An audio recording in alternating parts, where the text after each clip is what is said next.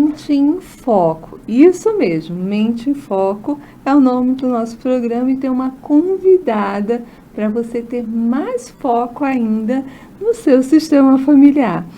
Quero muito agradecer pela oportunidade de estar aqui com vocês e principalmente com essa convidada maravilhosa. Eu não vou falar o currículo dela, gente, porque são páginas e páginas. Eu fiquei até envergonhada, porque eu tenho que estudar mais. Eu vou ser assim quando crescer. Mas eu vou simplificar como psicopedagoga e psicanalista, que hoje a gente consiga passar muita informação em uma horinha só que a gente tem, mas que a gente possa aí transformar vidas com tanto conhecimento que você já tem nessa sua carreira, que eu falo que é uma carreira muito intensa na educação, né? Mônica, que bom estar aqui, obrigada pelo convite. É uma alegria compartilhar, né, um pouco desse movimento que eu trilhei na minha vida, que é o movimento dentro da terapia, né? Hoje a gente vai falar de terapia sistêmica, mas é importante lembrar que o processo terapêutico, né, ele tem uma metodologia diferenciada. Então, seja a psicanálise, seja a terapia sistêmica ou outras abordagens, o processo terapêutico sempre é importante para nós. E o Melhormente oportuniza a gente nisso, né? Obrigada, Ana. Eu falo que lá no passado eu não sabia a diferença de psicanálise, psicologia e psiquiatria. Para mim era tudo coisa de maluco, né? A gente falava assim, tá indo no psicólogo. Ai, coitado, né? Tadinho. Tá indo no psicólogo. Nossa, ele surtou, ele tá doido, né? E hoje não, né? Até as crianças já estão se adaptando a essa nova realidade. Principalmente as escolas hoje, você que vem da área da educação, né? E psicopedagoga, teve que ter esse olhar, né, na educação da importância da mente ali. E hoje, com a constelação sistêmica familiar, eu falo que Bert Hellinger teve, né, uma visão aí futurista, entender que as famílias iriam precisar desse olhar e dessa organização no sistema para que também aconteça na educação, né? Eu falo que, coitados professores, né, que além de passar a informação, né, de uma cultura, de uma educação do sistema do país, ainda tem que dar conta da família? Pois é. Desde da LDB, Lei de Diretrizes e Bases, se eu não me engano, em 96, o Estado não é mais o único responsável pela educação das crianças. A família também é. Sendo a família também responsável, então a escola ela tem que não só se responsabilizar pela criança, como pelo acompanhamento escolar. Então aconteceu que quando a LDB trouxe essa nova função para a família, que é da educação escolarizada, formal, muitas pessoas, muitos professores falaram, oba, agora a família vai ter que se responsabilizar. Só que o que as pessoas não sabiam é que nós, educadores, tínhamos que educar os pais. E veja, existem questões que a terapia sistêmica traz, e que eu falo que o terapeuta sistêmico, ele parece um fofoqueiro, né? Parece que ele quer saber tudo o que acontece na casa. Mas é justamente a partir do momento que a gente vai trabalhar com uma criança, que a gente percebe todo o sistema familiar, como ele acontece e influencia a facilidade ou a dificuldade que essa criança vivencia. Você que está em casa, nesse momento, ou está aí no carro escutando a gente, convida aí, quem é família, quem tem filho aí, quem tem um adolescente em casa, quem está nesse momento, né, da escola, para escutar. Eu acho que vai contribuir muito para você que está perdido aí na educação do seu filho, porque eu vejo que muitas pessoas ficam assim, o que eu faço, né? Eu dou bronca, não dou bronca, ponho de castigo, deixo fazer o que quer, o que é certo, o que é errado, não. Hoje, além de entregar para o professor, entrega para o terapeuta também, né? E o terapeuta, no caso, né, a terapia sistêmica, o que ela é, né? É uma metodologia onde a gente vai olhar as relações estabelecidas entre a família. Muitas vezes a gente percebe que dentro dessas relações, os padrões familiares, eles se repetem. É verdade. Então, veja, eu tenho uma criança que eu estou atendendo e que os pais trouxeram uma criança com 8 anos. Os pais trouxeram justamente porque ela está com dificuldade no relacionamento com eles. Muita briga, principalmente com o pai. Ela briga por qualquer coisa, tudo ela se opõe. E é claro que hoje está muito na moda, né? Os diagnósticos, né? Aí é TOD, é TDAH, e aquela tabela de diagnóstico que, não que não seja, mas que num primeiro olhar, a gente pode sim pensar que é um transtorno daquela criança. Mas com a terapia sistêmica, a gente consegue enxergar além da relação e do comportamento daquela criança em si. A gente começa a perceber as relações que se estabelecem. No caso dessa menina, que estava com esse movimento tão opositor ao pai, num trabalho sistêmico, o que deu para perceber? Havia uma competição entre o pai e a mãe. Uma competição onde, sem querer, eles revelaram para essa criança que esse pai tirava notas ruins na escola quando era criança. E num jogo, veja, uma coisa muito simples. Essa criança, nos jogos, brincando com o pai, quando via o pai ganhando, ela não aceitava. Porque se o pai não era bom na escola, o pai não podia ser bom no jogo. E o que foi que essa criança criou? Que o pai roubava. E essa criança, por amor, por fidelidade a esse pai, começou a roubar, a trapacear no jogo, nas brincadeiras. Começou a tratar o pai como se o pai fosse uma criança. E dando ordem, se rebelando contra as comandas do pai. E no atendimento, percebendo esse movimento de competição entre o casal, a gente conseguiu, então, intervir, conseguiu perceber da onde vem essa competição, que é algo que vem dos pais deles. E é totalmente inconsciente, né? Porque a criança está pensando em fazer daquele jeito que ela, né, criou, né? Que muita gente, né, o pessoal que está em casa vai pensar assim, então se fosse meu filho, né, eu ia dar-lhe uma surra, ia botar de castigo, ou criança nem pensa nisso, não é sobre o que está no racional, mas é sobre o que está ali na alma, ali no inconsciente, que cria um impulso, uma ação. Né? É sobre isso que a gente está falando aqui. Então, se você conhece alguma criança ou tem ali a experiência de estar no meio de um ciclo familiar e percebe competições ou percebe que tem algo que não está fluindo em harmonia, que não está em equilíbrio, fica aqui com a gente. Começa a escutar com mais atenção. Pega papel e caneta, que lá no final a Ana Maria vai te dar uma dica simples para você começar aí a já mudar a sua mente, trazer uma mente muito mais em foco para um bem-estar, para um equilíbrio e principalmente para famílias saudáveis, né? Acho que é isso que a gente está precisando na sociedade, né, Ana? Isso, famílias saudáveis com relacionamentos que tragam uma segurança para essas crianças.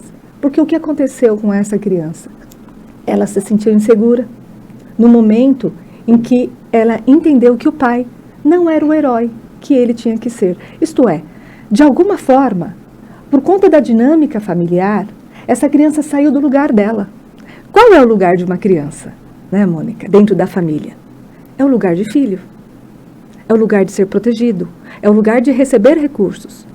E essa criança, de alguma forma, saiu desse lugar. E ela começou a entender que o pai era o frágil, que o pai era mais fraco. Então, quando a gente vai lá com a constelação e a gente começa a perceber estruturalmente como que as coisas estão ou não estão dentro do lugar. Isso vai reverberar também na escola, quando essa criança, lá na escola, não está no lugar do aluno. Ou, por exemplo, quando o professor não está no lugar do professor. Isso acontece muito, né? Então, assim, como que acontece que o professor sai do lugar do professor, né? Quando ele começa a acreditar que ele é melhor mãe ou melhor pai do que os pais daquela criança. Quantas vezes o professor recebe a criança e pensa, se eu fosse a mãe dessa criança, eu faria diferente. E nesse momento, é exatamente ali que esse professor sai do lugar de professor e vai para o lugar dos pais. E aí quem fica no lugar do professor? Se ele saiu do lugar dele.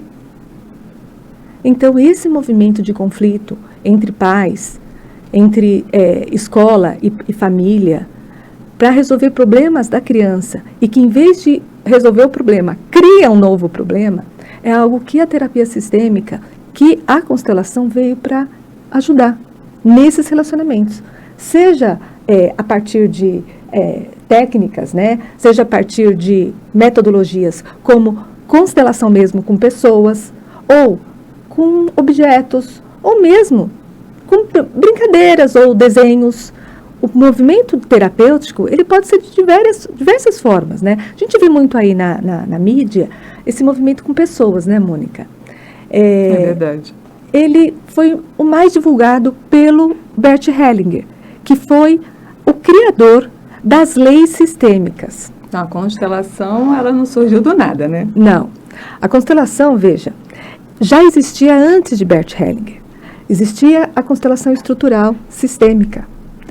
Essa constelação, ela não tinha as leis sistêmicas. Quem criou as leis sistêmicas foi Bert Hellinger, a partir da constelação sistêmica, do psicodrama e da psicanálise. Então, baseado nesse conhecimento que ele tinha, ele criou as 3 leis, que é a lei do pertencimento, do equilíbrio e da ordem, que hoje em dia está bem divulgado. Mas para quem não sabe, né, são 3 leis que trazem um equilíbrio nos relacionamentos. E é baseado nessas leis que muitas constelações são realizadas. Você pode dar um exemplo para a gente? Por exemplo, o movimento dessa criança, dessa família que eu coloquei, que a criança saiu do lugar, né? Então, ela saiu da ordem. A ordem é, quem chegou primeiro na família é maior. Então, quando a gente fala em ordem, nós estamos falando de um movimento de organizar estruturalmente. Dentro da nossa psique, a gente sempre aprendeu que os mais velhos precisam ser respeitados. Uhum. Mas por que isso? Porque eles têm muito mais tempo de vida que nós. Então, quando dentro de uma família a gente fala em ordem, a gente está falando de um movimento onde o pai e a mãe, eles têm um lugar maior. Os filhos, eles vão ter os seus lugares. O primeiro filho, o primogênito, o segundo filho, o terceiro, o caçula. Então, respeitar essa ordem, antes, e eu falo antes, num tempo atrás, no século XX, nós tínhamos o lugar onde as pessoas sentavam na mesa, nós tínhamos algumas regras, e ainda temos, por exemplo, os mais velhos que primeiro vão aprender a dirigir, ou que vão ter alguns privilégios. O problema é que muitas vezes, inclusive numa educação permissiva, o filho que manda. É ele que manda no cardápio da casa. É ele que manda quem vai sentar onde. Muitas vezes, eu atendo no meu consultório pais e filhos. Mônica, você não acredita. Os pais não conseguem estabelecer onde vão sentar. Eles pedem para os filhos falarem. Filho, onde você quer que eu sente?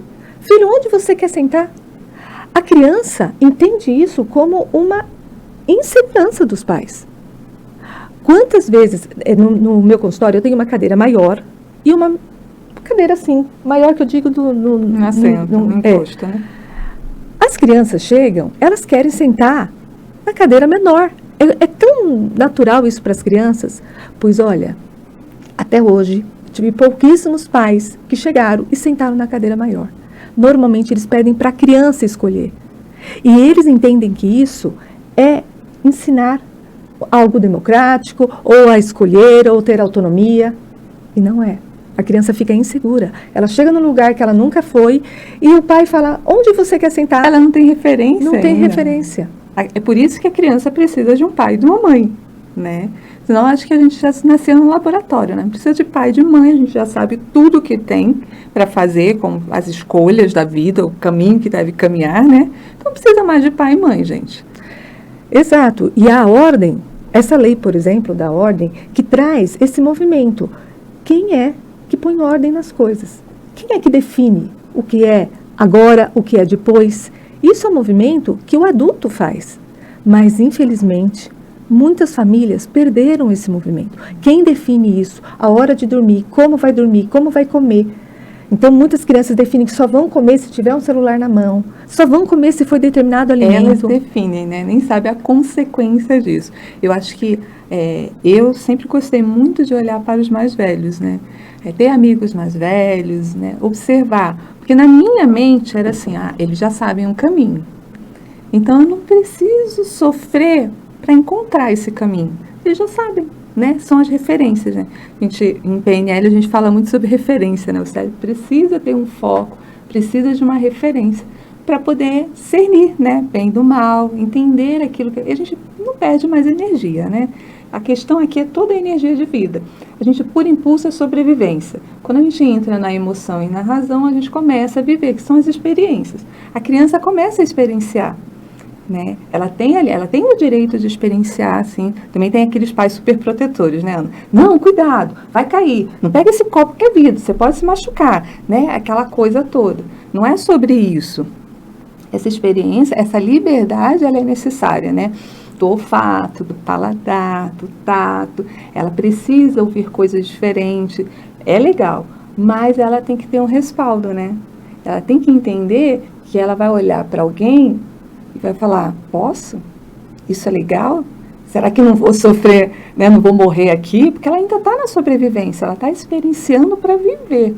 Para quando de fato chegar à vida adulta, ela já saber, né? Opa, isso aqui me dá segurança, isso me dá felicidade. Não, isso aqui eu não gosto, isso aqui não vou ali naquele caminho.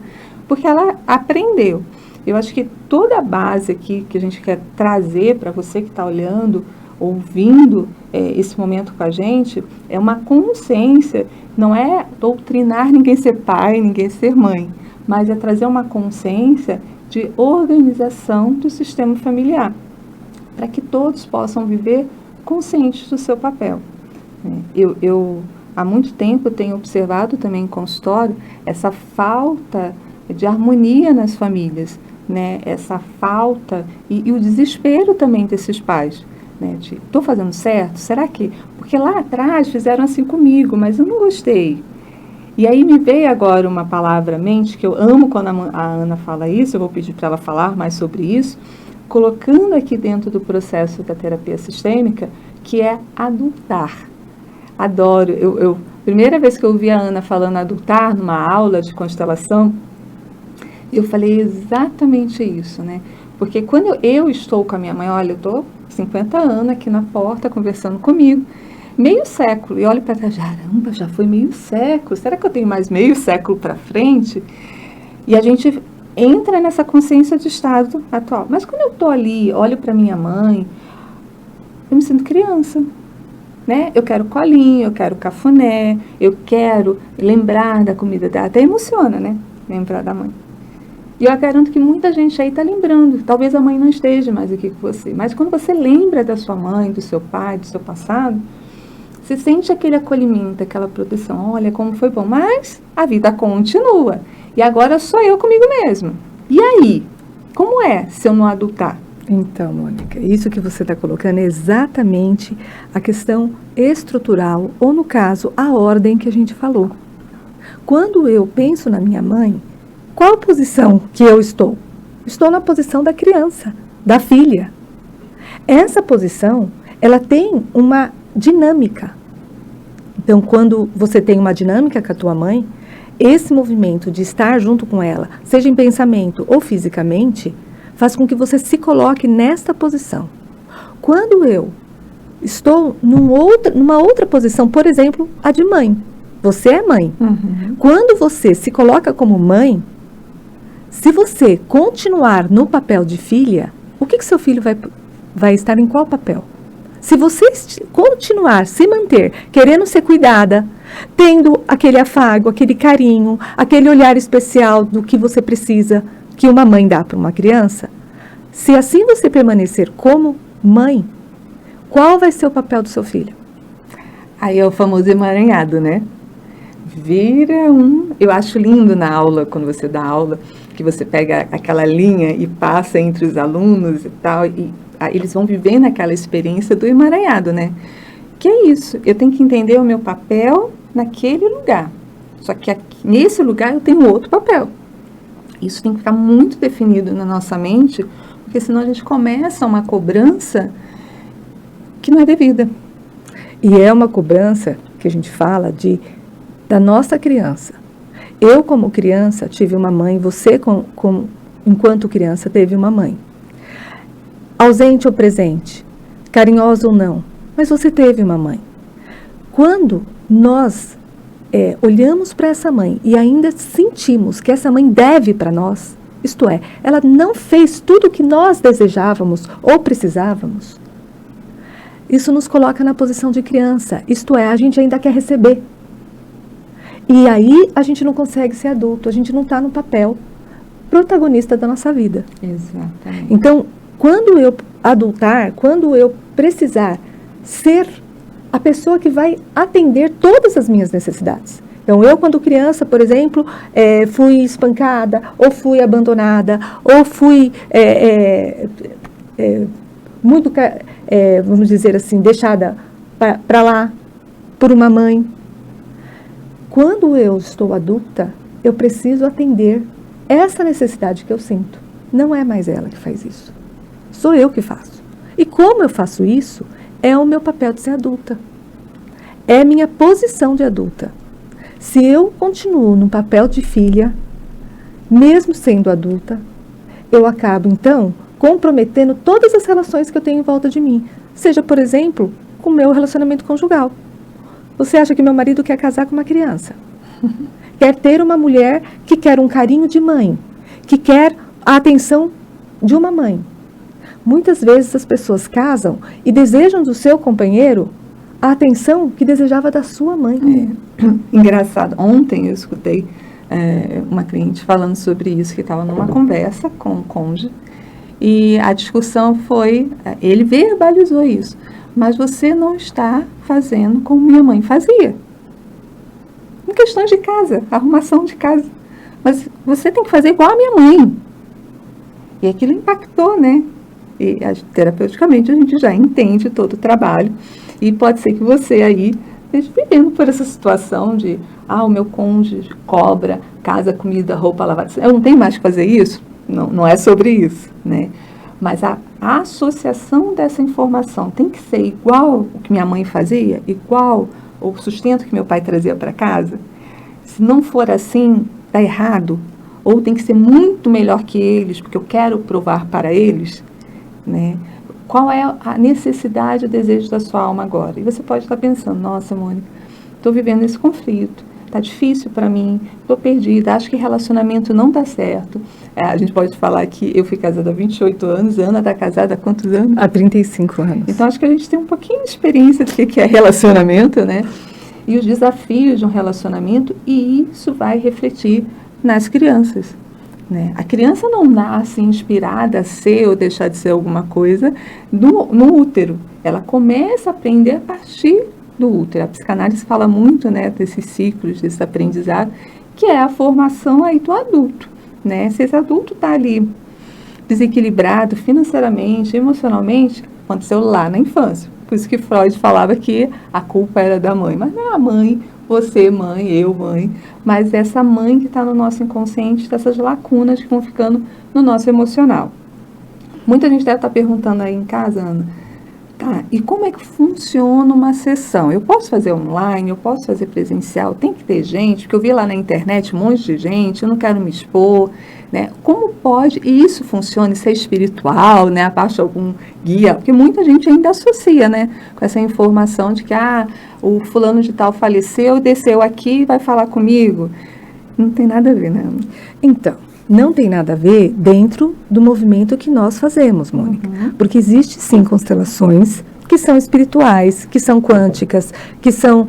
mas são tratadas para aquele grupo, naquele grupo. Porque existem constelações que têm um viés religioso. Sim. Não é o caso do meu trabalho e do seu também. Até cria um pouco de polêmica, né? Porque eu vim de uma família protestante. E quando eu comecei a atuar com constelação, muitas pessoas falavam para mim assim, nossa, amor, que isso? Você sabe tanto de Deus e está atuando com isso? Assim como a astrologia, que é um outro papo que a gente vai ter lá no futuro. Que eu provo na Bíblia que está lá a astrologia, assim como a constelação. Beth Hellinger era um missionário, né? Era. E assim, a constelação, ela sim tem algumas metodologias que usam pessoas. E essa dinâmica, ela acontece da seguinte forma. A pessoa vai lá no atendimento e ela, a partir de uma entrevista com o facilitador, o terapeuta, ela vai então colocar as dificuldades que ela tem e vai levantar um tema. Então, às vezes é relacionamento conjugal, às vezes é relacionamento com o filho, às vezes é do trabalho, a prosperidade, a dificuldade com o dinheiro, às vezes pessoas que têm muitas dívidas. E a partir desse tema, as pessoas então vão estar participando dessa constelação. Então, precisa normalmente de umas 10 pessoas, 15, para poder realizar uma constelação com pessoas. Existem outras formas. Eu, por exemplo, a maioria das constelações que eu realizo não é com pessoas. Por quê? Porque o problema de pessoas é, primeiro, você tem que abrir o seu tema para outras pessoas.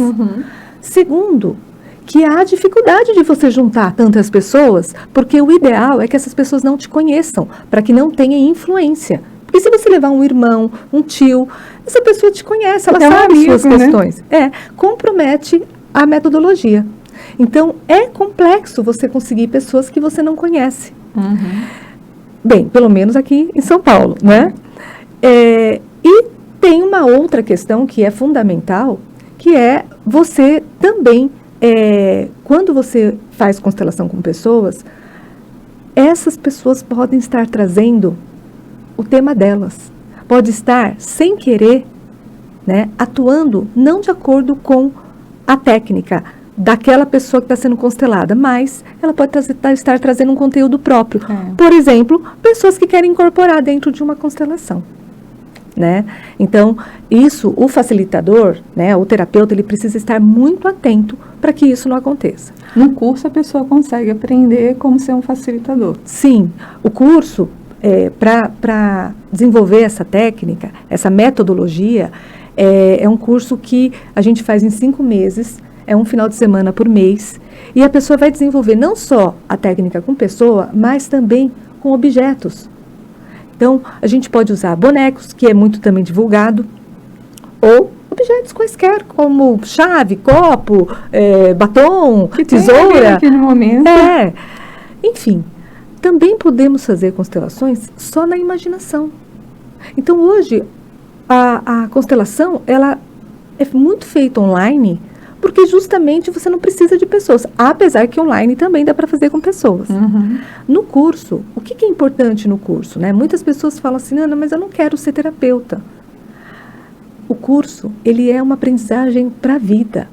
Lá no curso você vai aprender a ter relacionamentos saudáveis, a ter relacionamentos com seus filhos, com seus pais, com o trabalho, com o dinheiro, e inclusive com a doença. Eu acho muito legal, né? Eu já participei de algumas aulas com a Ana, que as pessoas entram ali, e elas começam a trabalhar elas, né? Cada aula que está ali, aprendendo profundamente o que é, entendendo que é uma informação científica, que não é nada que veio do nada, né? Entendendo todo o embasamento, toda a história, como aplicar cada técnica, com fundamento. E elas vivenciam, experienciam aquilo, e cada aula as pessoas vão saindo transformadas. Porque as pessoas, Mônica, quando elas fazem o curso, por exemplo, quantas pessoas falam, Ana, se eu tivesse feito esse curso, eu não teria tido aquele relacionamento tóxico que eu tive. Eu não teria acabado o meu relacionamento do jeito que acabou. Eu não teria criado com meu filho uma situação tão complexa em relação ao pai dele. A gente vê muito essa questão da relação dos pais com os filhos, e isso acaba reverberando também profissionalmente, né? A gente vê muita gente que está infeliz num setor, fazendo um trabalho, né, com trabalho mesmo, com peso, e às vezes começa a trabalhar no sistema, vai percebendo, nossa, eu posso ser feliz e ganhar dinheiro também sendo feliz, né? Precisa ser pesado. Porque o processo de conhecimento, ele vai trazer para a pessoa uma capacidade de escolha. Ela não vai repetir os padrões que já existiam. Então, por exemplo, eu tenho um cliente que, por uma situação que o pai e a mãe vivenciaram de separação, ele acabou saindo do lugar de filho e indo para o lugar do pai. O que aconteceu? 40 e poucos anos, está lá com a mãe, não casa, não consegue seguir. Realmente o lugar do pai. Por quê? Porque para ele, seguir a vida dele é abandonar a mãe. Que causa sofrimento, doença, né? Então, veja, depois de um processo terapêutico de constelação, O que aconteceu com ele? Hoje ele está namorando, comprou seu apartamento, consegue viajar, porque não conseguia nem viajar sem a mãe. Ele ia viajar, ele levava a mãe. E é uma culpa de alma, né? Não é que a pessoa, é bobo. Não, ele até quer, deseja fazer diferente, né?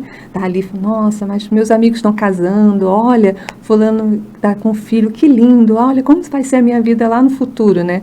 Porque a ordem é que a mãe vai primeiro, né? Que o pai vai primeiro. E aí a gente fica como nisso, né? É muito intenso. E hoje, né, a gente percebe o quanto que tanto as pessoas que fazem a constelação como as que estudam, fazem o curso, conseguem, então, criar relacionamentos mais saudáveis, relacionamentos que não criem tanto sofrimento. Porque às vezes a pessoa ama, mas aquele amor só machuca. Você já viveu isso? Você já viveu aquela pessoa que você ama pra caramba quando ela tá longe, mas quando ela tá perto só tem discussão? Já viram isso? Gente, é uma doideira. A maioria dos casais acontece isso. Eles se amam, eles mandam mensagem de amor, e eles ficam imaginando que no final de semana vão viver isso e aquilo, só que chega no final de semana, é só confusão, é só briga, é só discussão. Porque é um amor que está fora do lugar, que está sem equilíbrio, sem as leis sistêmicas. Então, para quem não sabe, quem não conhece, conheça. Vale muito a pena. Porque eu, particularmente, falo que isso tinha que ser ensinado na escola, né? Mas como que a gente vai ensinar se ninguém, nem os professores sabem? Hoje, a gente precisa ter um compromisso de olhar para esses relacionamentos, para essas crianças, para esses adultos, os casais que estão em sofrimento e entender que o processo terapêutico, ele não vem para que a gente sare, ele vem para que a gente viva. Porque viver num relacionamento tóxico, fora de ordem, sem equilíbrio, sem pertencimento, não é vida, gente. É só sofrimento. Então, venham aprender. Para vocês que estão aí ouvindo a gente, eu espero que a gente tenha até aqui, a gente tem mais, mas até aqui já fez essa mente aí focar em alguns assuntos, perceber que precisa ser trabalhado alguns temas, que às vezes é só aquele iniciozinho, né? A gente começa a trabalhar aquela questão, a saúde, às vezes é a profissão, às vezes é dinheiro, às vezes é relacionamento, filhos, não importa. Você começou a trabalhar um ponto que você percebe que já está te sufocando aí, já começa a ter mais coisas a alinharem, né? Começa a organizar. E como eu falo sempre, não é pode pirim-pim-pim, gente. Não é. É um trabalho feito com um profissional. E se você entende a importância de buscar para a sua vida essa qualidade de conhecimento, a constelação familiar, a psicanálise vai contribuir muito para você. Procura aí na sua cidade, busca aí profissionais. Hoje com a internet, né, a gente tem há muita gente legal, mas faça esse movimento, faça essa ação para você. Não adianta, amor, mas eu estou sempre doente, gastando com o médico. Você vai ficar sempre com aquele sintoma ali. Não é um sintoma, tá aqui. Eu estou tratando e espero ficar bom. Você vai lembrar de mim. Você não vai ficar bom enquanto você não começar a trabalhar a sua mente. Passa, daqui a pouco volta. Passa, daqui a pouco volta. E você vai acreditar que a sua vida tem que ser uma vida de dor.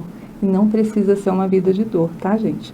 Então, para que a gente possa dar um modelo aí, um toquezinho para a pessoa hoje em casa já fazer, Ana. O que você sugere para que ela entenda a importância da constelação? Seja ela procurar um terapeuta, seja ela procurar se formar, falar, nossa, eu quero isso para a minha vida, quero ajudar aqui as pessoas da minha casa, do meu bairro, do meu país.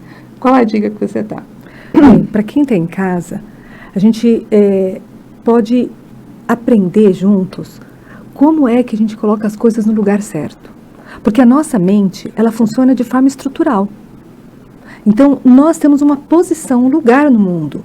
E o lugar no mundo, normalmente, a gente se relaciona ao nosso lar, à nossa casa. É o nosso porto seguro. Mas dentro desse porto seguro, eu vou te ensinar uma coisa muito importante. Coloque ordem. Entenda, não pergunte para o seu filho o que você já sabe a resposta. Não dê para ele o poder que é teu.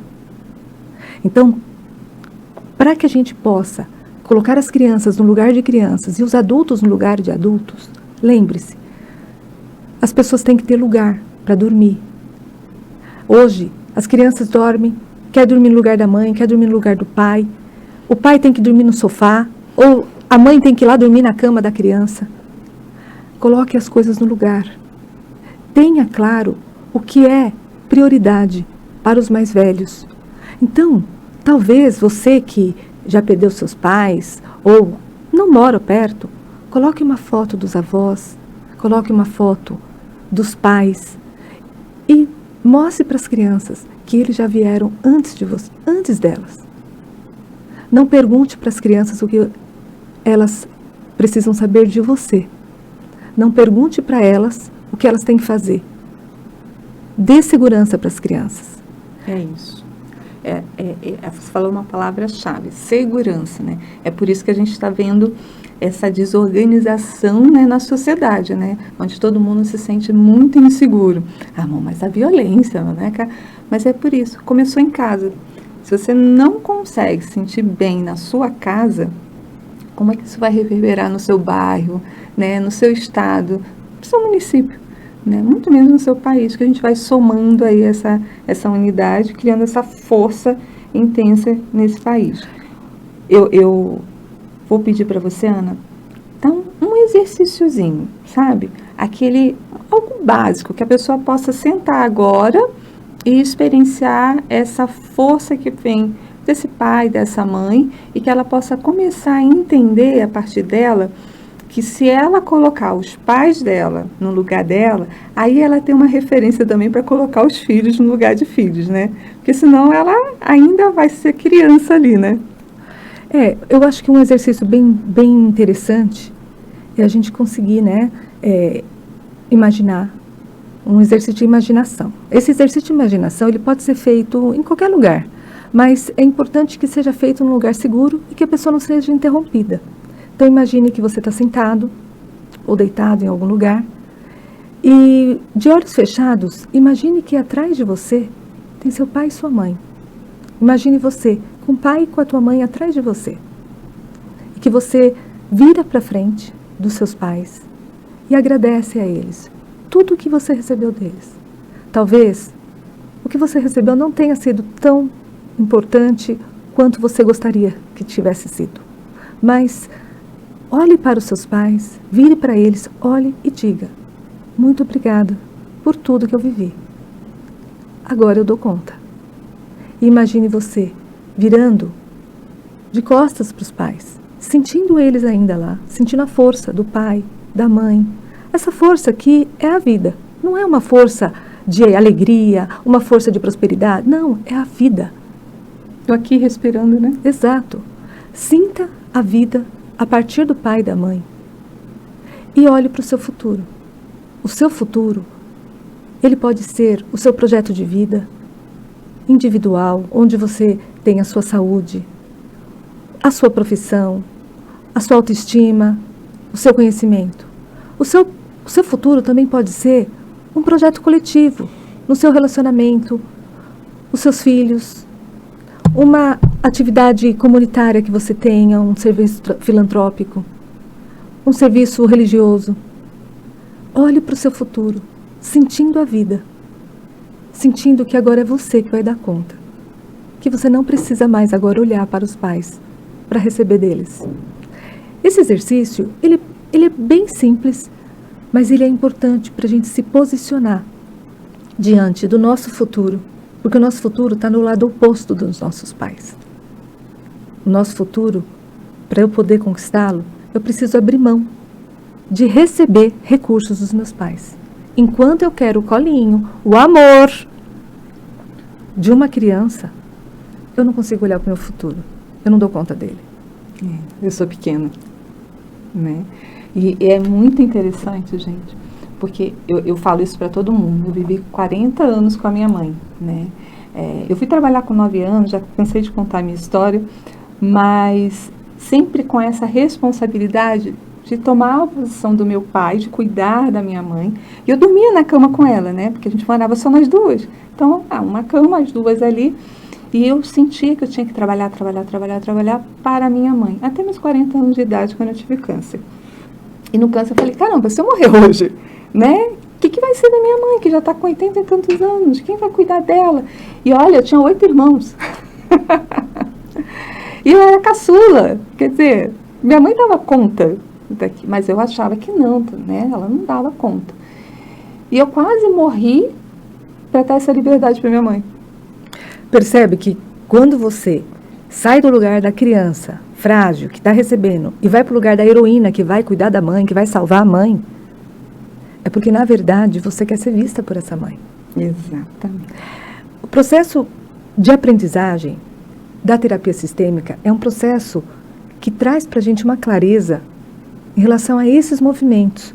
Às vezes, gente, a gente tem tanta dificuldade de olhar para os projetos, para a vida adulta, que a gente não consegue olhar um extrato bancário. Já viu pessoas que não olham o extrato bancário?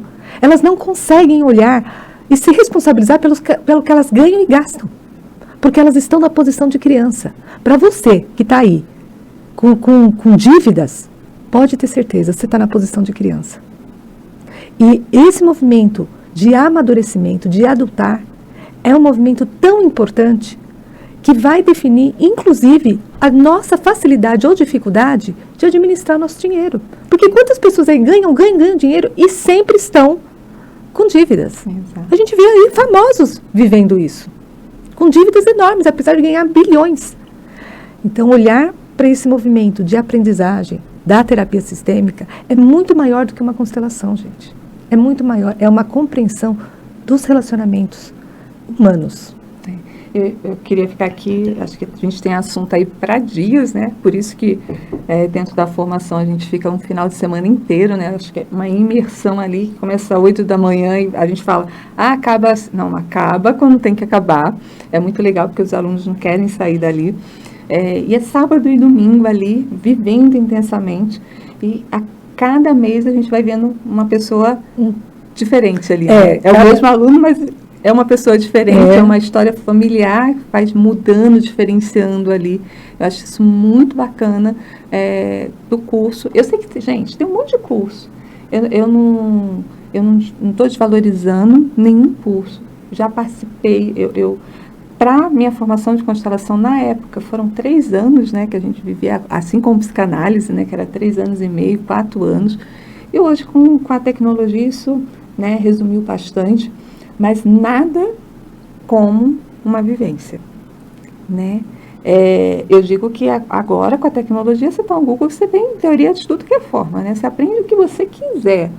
Porém, vivência, experiência é que faz, de fato, você sentir a segurança do profissional que você quer ser. Ou, de fato, ter o resultado esperado daquela técnica, daquela ferramenta. Né? Se a gente não pratica, é igual tirar a habilitação, né? Aqui em São Paulo, eu sou carioca, a gente fala habilitação. Aqui em São Paulo é a carta, né? Quando você tira lá a sua habilitação, você fala, legal, posso sair com o meu carro. Mas será que você está pronto para pegar, né, uma via expressa? Ou andar no seu bairro? Aí você fica com medo, né? Você fica assim, ai meu Deus, e se eu atropelar alguém? Ai, lá foi um retrovisor, né? Ai, bati ali, você fica com medo do que acontece. E acontece algumas avarias, é normal acontecer. Até você pegar uma experiência e pronto, já entra, já sai seguro, passa anos na vida e não comete nenhum acidente mais. Isso vai trazendo tranquilidade. Porque são as vivências, as experiências. Não adianta você pegar um curso e colocar ali, ou pegar uma teoria, ouvir, faz uma vez e não faz mais. Então, procurem vivenciar, experienciar aquilo para, de fato, entender o resultado que aquilo vai gerar para a sua vida. Não faça só uma vez. Eu vejo que tem gente que faz a constelação uma vez também. Fez uma vez. Foi lá. Não entendi, não aconteceu nada. E aí começa a falar mal de constelação. Eu já tive experiências de clientes assim, amor, eu só quero terapia, não quero isso aí, não concordo. E a gente vai trabalhando, que tem várias técnicas, você vai aplicando, e a pessoa nem dá conta que aquilo é constelação. Fala, nossa, minha vida mudou. Nossa, não sei o que aconteceu, mas eu não estou vendo aquilo mais daquele jeito, eu não estou sentindo mais daquele jeito. A pessoa vai mudando. E fala, então, isso é constelação. E a terapia sistêmica, veja, eu estou atendendo uma pessoa que está com uma criança de 8 anos, aí é outra criança, que está tomando sertralina. Nossa. Porque a criança tem um medo exacerbado, um medo de dormir sozinha, medo de ir ao banheiro, medo de ficar sozinha. E a terapia sistêmica trouxe para esse lar uma segurança que a criança já está dormindo sozinha no quarto dela. Ah, que lindo. Né? É claro que a sertralina vai precisar ser desmamada, né? de uma forma que o psiquiatra que vai dar conta disso. A gente, como terapeuta, a gente não mexe nisso. Mas, mesmo com a sertralina, essa criança tinha dificuldade de dormir sozinha, tinha dificuldade, né? Inclusive, ela está adotando comportamentos totalmente antissociais. Então, com esse movimento de aprendizagem da mãe, que nem sabe que está fazendo uma terapia sistêmica. Como que ela não sabe? Ela me procurou e ela já tinha passado por várias terapias e veio atrás de mim porque alguém tinha recomendado. Mas ela não veio por conta da criança, ela veio por uma questão de compulsão dela. E essa compulsão dela, né, a gente percebe que está influenciando toda a família inteira está adoecida. Não é que ela adoeceu a família, mas as relações que se estabeleceram ali na família estão adoecidas. E sem ela nem perceber, essa criança já... Não é sem perceber. Sem ela saber, ter consciência que é uma constelação, porque a gente não fez uma constelação com pessoas, a gente não fez aquele movimento de bonequinho. Não. É um processo terapêutico onde as leis sistêmicas começam a ser aprendidas e executadas. E aí a pessoa começa a desemaranhar, ela começa a parar de repetir padrões que nem ela mesma sabe por que ela faz assim. E hoje, claro, a pessoa está em processo terapêutico, mas ela percebe o quanto isso reverbera na família. Então ela veio buscar terapia para ela, mas isso está reverberando em todo o sistema dela. Que legal, né? Eu acho fantástico isso. Então, quem não conhece a terapia sistêmica, eu convido a conhecer através do nosso trabalho ou de uma outra pessoa que seja de confiança, porque sim, Mônica, até eu às vezes falo mal de constelação. Até eu falo mal dependendo da constelação, porque existem constelações extremamente comprometidas. Mas existem vários processos, vários profissionais que são comprometidos de uma forma negativa. Então, é importante que a pessoa busque um curso, um conhecimento, um livro, né? Eu sempre falo pro cliente assim, olha, se você tem alguma resistência, procure conhecer primeiro, né? Vai lá, começa a investigar, né? YouTube, vai lá, perceba se você se identifica, faz um curso e aí você vai com a mente realmente em foco para gerar aquele resultado. Então, porque isso que você colocou é muito importante. Só conhecer não é ter consciência. Não. Veja, imagine uma pessoa com uma depressão. Adianta ela ler 2, 3 livros sobre depressão? Ela vai sarar? Não. Não vai. Não adianta ler um livro sobre Bert Hellinger, não adianta. É igual falar que eu vou emagrecer, que eu vou começar uma dieta segunda-feira, e segunda-feira eu aprendi tudo sobre dieta, mas não vou. Sei contar calorias, sei os nutrientes. Por quê? Porque conhecimento e consciência são coisas diferentes. Sim. E é no curso que a gente começa a não só conhecer, mas ter consciência a partir das vivências que a gente cria. Eu digo que o maior investimento é em mim. Né? Às vezes a gente diz, eu vou comprar aquele carro, aquela casa, fazer aquela viagem, fazer aquela... É legal, a gente precisa.